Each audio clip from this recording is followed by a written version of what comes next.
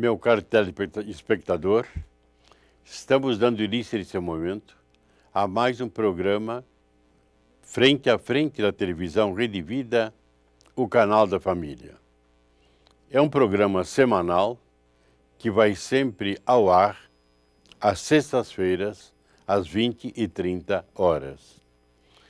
Neste momento eu saúdo todo o povo brasileiro, pedindo as melhores bênçãos de Deus sobre todos, sobre as vossas famílias e principalmente uma oração toda especial, se você estiver sentindo algum problema, que Deus ajude a resolvê-lo. Sempre entrevisto pessoas profissionais nesse meu programa e hoje tenho a alegria de apresentar a todos a doutora Mara Silvia Leme. Ela é psicóloga clínica e sobre essa matéria que vai discorrer. Doutora Mara, nossos cumprimentos, a televisão a recebe com muita alegria. Eu estou bastante feliz também de estar aqui nessa emissora e também felicito todos os nossos telespectadores, para mim é uma grande alegria. Então vamos começar? Sim, podemos começar. Nós gostaríamos de conhecer um pouquinho a senhora.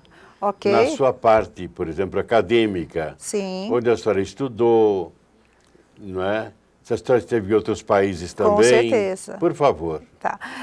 Então, o meu início na área da psicologia teve início, eu fiz a faculdade de psicologia na Universidade do Sagrado Coração.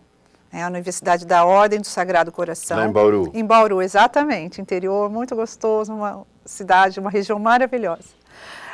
Terminando a faculdade, 2 meses após o término, eu já tinha a intenção de me especializar.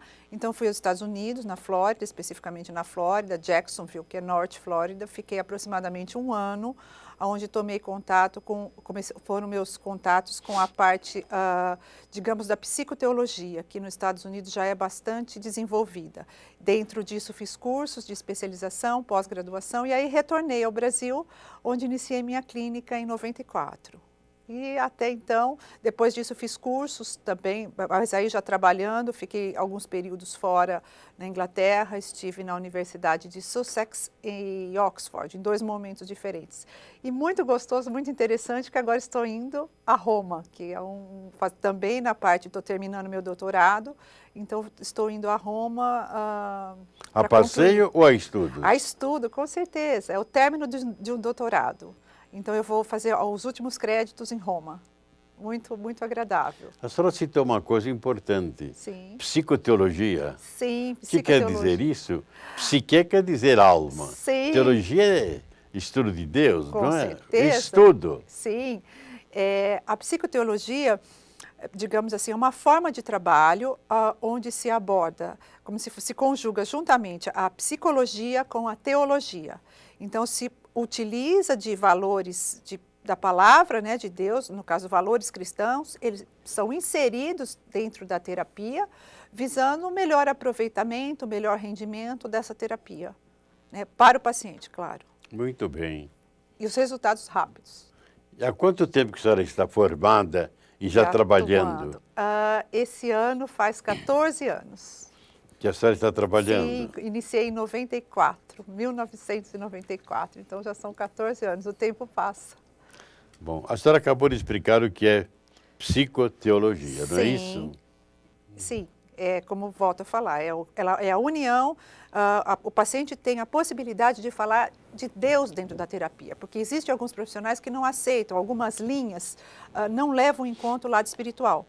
Dentro da psicologia, a gente tem abordagem para esse lado, claro, ninguém força o paciente a nada, mas a gente explica que esse lado faz parte do nosso... Há um relacionamento. Sim, exatamente. Como o físico, o mental, o intelectual e também o espiritual. Ele também é inserido dentro da terapia.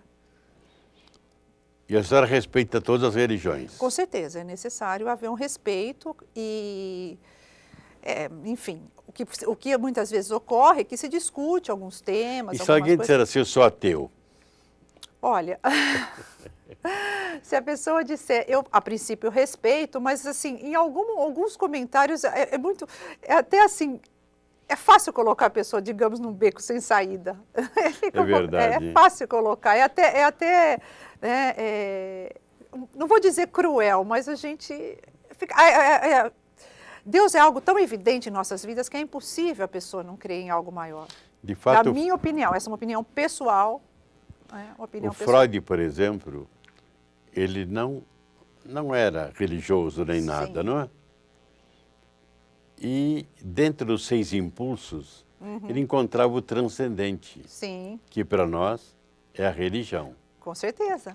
Ou seja, ele era, não é, de uma maneira indireta, levava em conta também. Pois é. Não há como estudar o ser humano se não se levar em conta esse lado espiritual. Independente de cultura, de época, é algo inerente ao ser humano.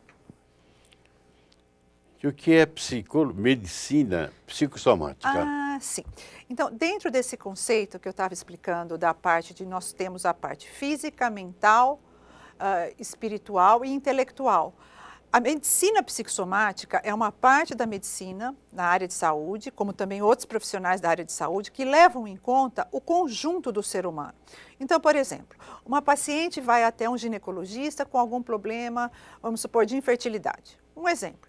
Esse profissional, se ele tiver uma abordagem psicossomática, ele vai levar em conta o que está ocorrendo na psique dessa pessoa. Ou seja, que momento ela está passando. Ele não vai levar em conta somente o orgânico. Ele vai levar em conta o todo dessa pessoa. Então, é a soma da parte do psique, né, que seria a parte psicológica, e a psicossomática, soma é corpo. Né? Então, a junção dessas duas partes para se chegar ao todo do ser humano, para saber se de repente não é um problema de ordem emocional. Por isso que existe a somatização, não é isso? Exatamente. Explique um pouquinho o que vem a ser somatização. Tá. A somatização é um processo de transferência, onde a pessoa tem determinadas emoções não elaboradas, não sabendo lidar com essas emoções, ela transfere para o corpo. De que forma? Geralmente na forma de doença. Então, por exemplo, vamos dizer assim, deixa eu dar um exemplo relativamente clássico. Vamos falar no caso da artrite reumatoide. Tá?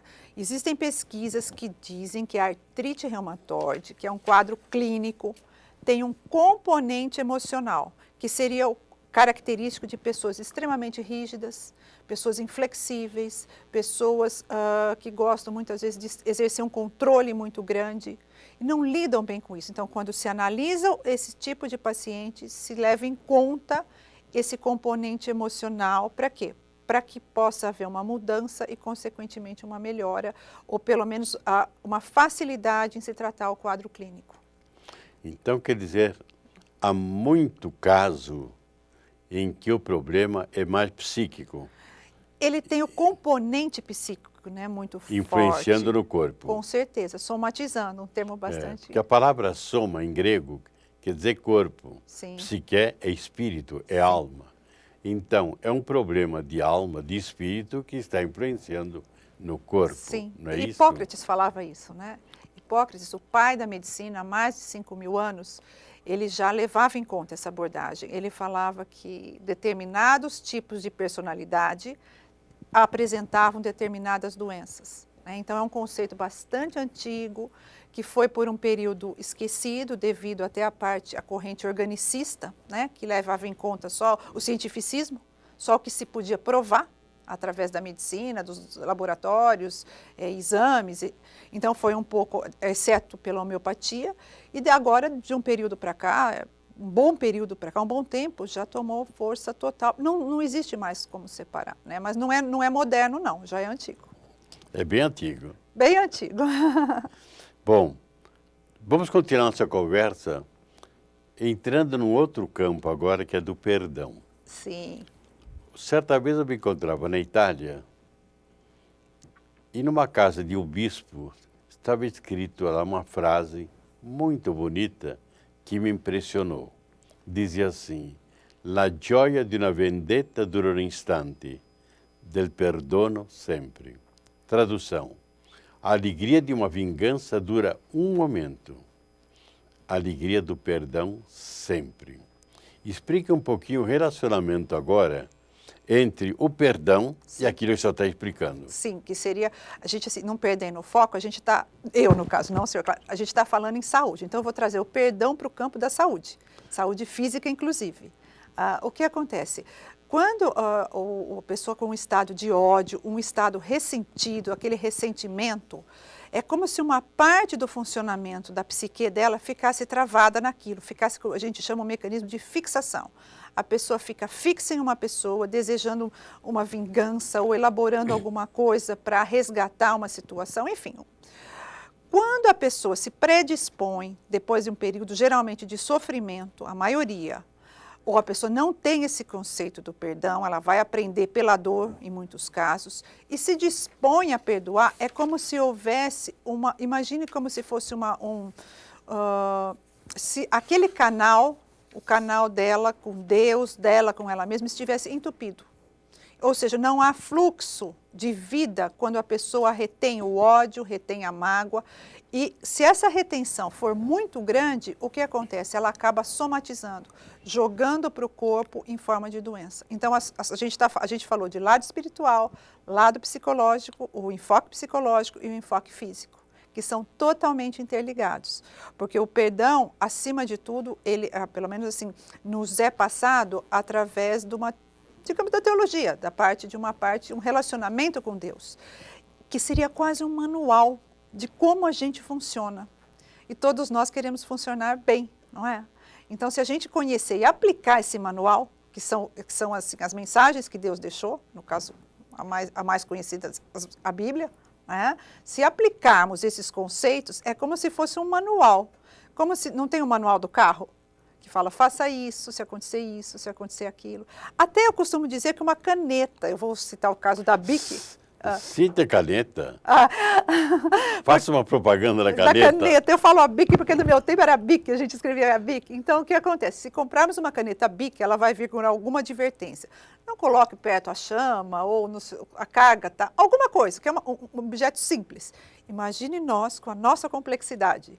Então, Deus nos deixou um manual, que seria o nosso manual de funcionamento. E justamente a psicoteologia, ela é totalmente baseada, a psicologia como um todo, não é só a psicoteologia.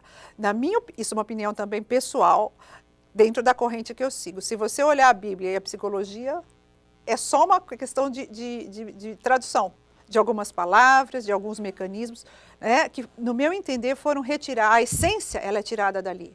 Quando se fala em mecanismos até de sobrevivência, né, como o perdão, como a generosidade, o que nos proporciona? Que mecanismos ocorrem em nossa mente, em nosso cérebro, mecanismos químicos, né? A parte cerebral, a parte química, que nos traz bem-estar, libera algumas substâncias que nos traz prazer, alegria, felicidade. Conclusão, o organismo funciona melhor. Né? Tem uma passagem na Bíblia que fala que a palavra doce, como a palavra doce, ela até os ossos ficam, ela consegue perfurar até os ossos, alguma coisa assim? Perfuram. Né? Ou seja, olha aí a correlação na Bíblia de uma coisa aparentemente atual, de novo, pegamos a psicologia, a teologia e o corpo. Então, a Bíblia é muito rica nessa junção. Olha, estou muito contente em entrevistar a doutora Mara, porque ela está trazendo para a gente um relacionamento da parte psíquica com o corpo. E também no fundamento, a religião. E a religião, se a gente for buscar na palavra de Deus, que é a Bíblia, nós ficamos encantados com tantas passagens bíblicas que nos falam justamente do perdão. Por isso, filosoficamente, não existe o ateu. O ateu pode dizer, eu sou ateu. Pode dizer que ele é ateu. Mas se nós formos estudar dentro dessa pessoa, ela não pode dizer, eu sou ateu.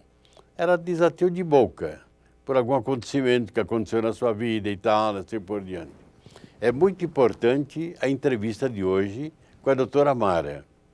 E é bom, quando vem uma pessoa como ela, tão culta, nos falar de coisas tão admiráveis, que eu tenho certeza que as pessoas que estão acompanhando esse programa estão ali chamando outras pessoas, venham assistir. É uma coisa maravilhosa que está se falando hoje, na Rede Vida.